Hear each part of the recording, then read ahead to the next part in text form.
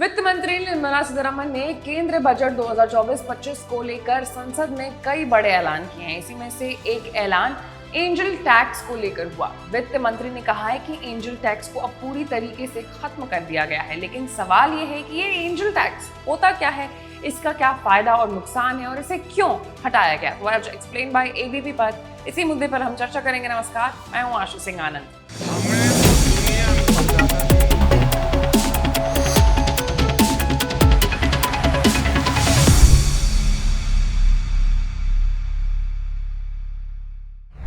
खबर की शुरुआत करेंगे एंजल टैक्स को जानने से। तो एंजल टैक्स को देश में साल 2012 में लागू किया गया। ये टैक्स उन अनलिस्टेड बिजनेस पर लागू होता था जो एंजल निवेशकों से फंडिंग हासिल करते थे।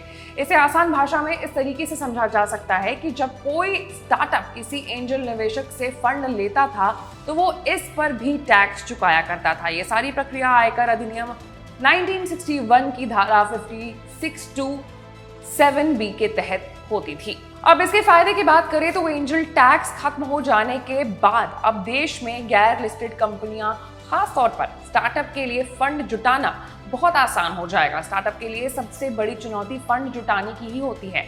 अब जब एंजल टैक्स खत्म हो गया है तो स्टार्टअप के इन्वेस्टमेंट का बेहतर फ्लो तय होगा, जिससे स्टार्टअप को आगे बढ़ने में मदद मिलेगी। पहले जहां अपना कारोबार शुरू करने के बाद ही एक बड़े अमाउंट को एंजल टैक्स के रूप में भरना पड़ता था, अब इसके खत्म हो जाने के बाद स्टार्टअप को वो झटका नहीं लगेगा। दरअसल सरकार का मानना था कि इसके जरिए वो मनी लॉन्ड्रिंग पर रोक लगा सकती है। इसके अलावा इस टैक्स की मदद से सरकार सभी तरह के बिजनेस को टैक्स के दायरे में लाने की कोशिश कर रही थी। हालांकि सरकार के इस कदम से देश के तमाम स्टार्टअप को नुकसान झेलना पड़ रहा था।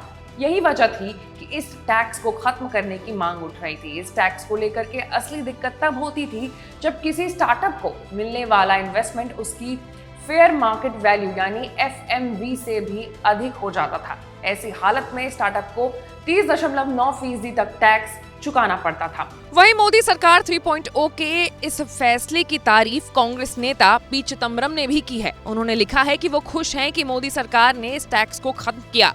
कांग्रेस सरकार भी यही चाहती थी और उन्होंने अपने घोषणा पत्र में भी इस बात का जिक्र किया था।